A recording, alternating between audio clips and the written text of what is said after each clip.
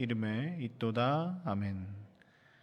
우리가 이번 주 다음 주까지 해서 성전에 올라가는 노래 시편들을 통해서 하나님의 은혜를 함께 나누고자 이야기를 했었습니다.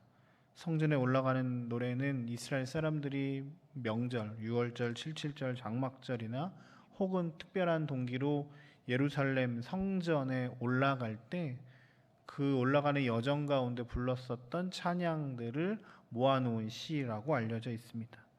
여러 가지 작가들이 썼던 시들을 이렇게 한꺼번에 모아서 그들이 불렀던 시들을 이렇게 쓴 건데요.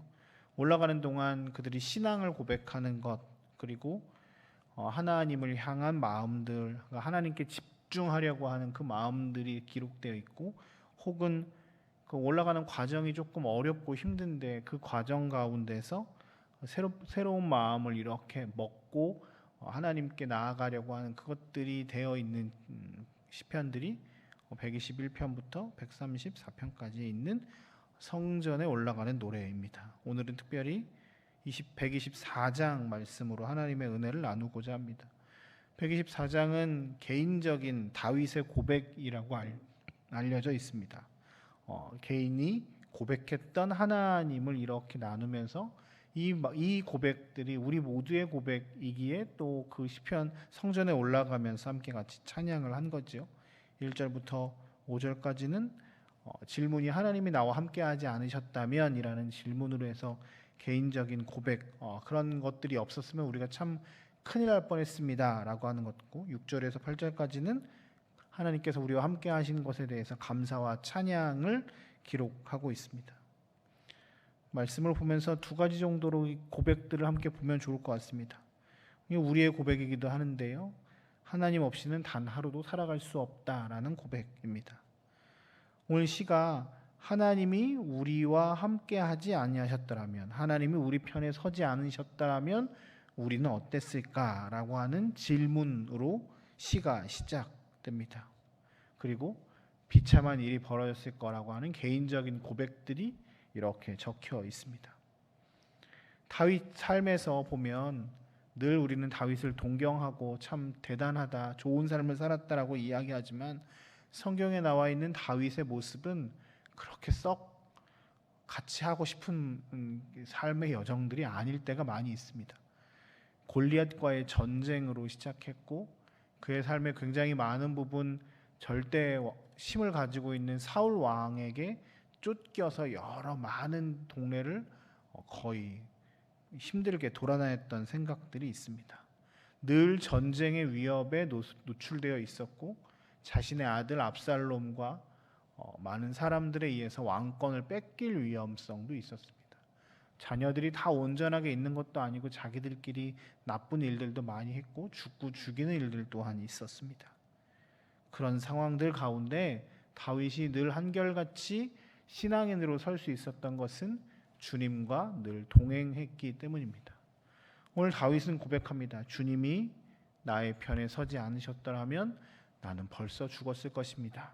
주님이 나와 함께 하지 않으셨더라면 나의 인생은 아무것도 아닐 것입니다. 크고 작은 물들이 내 영혼을 삼켰을 것입니다 라고 고백합니다. 우리도 이렇게 고백합니다. 하나님이 지금까지 나와 함께 하지 않으셨더라면 저희는 아무것도 할 수 있는 것이 없었고 아무것도 아닌 존재입니다 라고 고백하지 않을 수 없습니다. 1년에 모든 여러 가지 많은 나의 삶에 있었던 수많은 어려움들, 크고 작은 어려움들 가운데 하나님이 우리를 구원해 주셨고 인도해 주셨습니다. 이 고백이 저와 여러분들의 고백이 되었으면 좋겠습니다. 그래서 이 고백을 인하여서 나의 삶의 주인이 하나님이시며 나의 구원은 세상 다른 것에 있어서 그것을 추구하고 사는 것이 아니라 여호와 하나님이 나의 구원이심을 늘 고백하며 그 구원의 자리에 늘 거하는 저와 여러분들의 삶이 되시길 주님의 이름으로 축복합니다.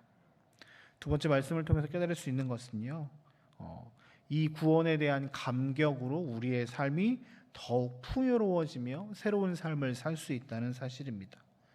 8절에 보면 우리의 도움은 천지를 지으신 여호와의 이름에 있도다 라고 이야기합니다. 그저 매번 반복되는 고백 같지만 1절부터 나오는 하나님 없었으면 내가 어떻게 살았을까라고 하는 고백의 결론과 같은 고백이라고 한다면 이 고백은 그의 신앙과 체험을 바탕으로 한 위대한 고백이 됩니다. 이스라엘 사람들은 구약 성경에 보면 늘 하나님의 은혜를 기억하려고 애썼습니다. 그래서 요단강을 건넜을 때 길갈에서 큰 돌을 세우고 하나님이 우리와 함께 하셨다라고 돌을 세워서 하나님의 은혜를 기억했습니다. 사무엘도 에베네셀을 돌을 세워서 여기까지 하나님이 우리를 도우셨다라고 기억하려고 했었습니다.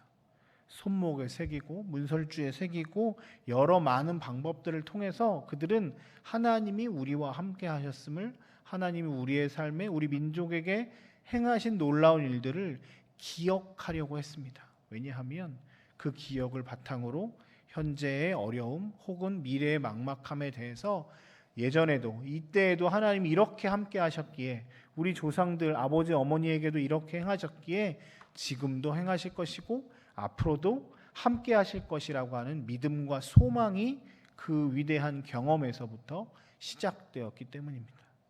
신앙은 기억하는 것입니다. 그리고 체험하는 것입니다.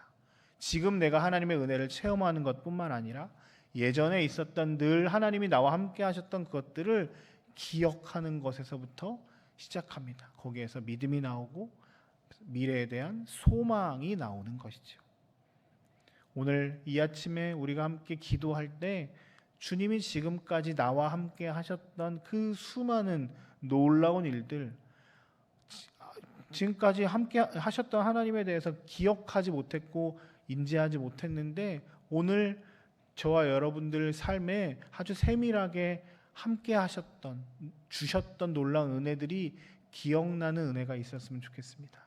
그리고 그것으로 말미암아 하나님의 은혜를 체험하고 또한 미래의 소망함으로 나아가는 저희들의 신앙이 되어서 더 굳건한 반석 위에 잘 서 있는 믿음의 사람들이 되었으면 좋겠습니다. 한 주간의 마지막 금요일입니다. 세상 사람들은 또 자신들의 유익과 쾌락을 위해서 여러 많은 방법들을 써서 그것들을 즐기려고 하는데, 우리가 성전에 올라가는 마음으로 오늘 하루 더욱 경건하고 하나님의 은혜들을 기억하며 체험하며 주님께 나아가는 저와 여러분들의 삶이 되시길 주의 이름으로 축복합니다. 함께 같이 잠깐 기도하겠습니다.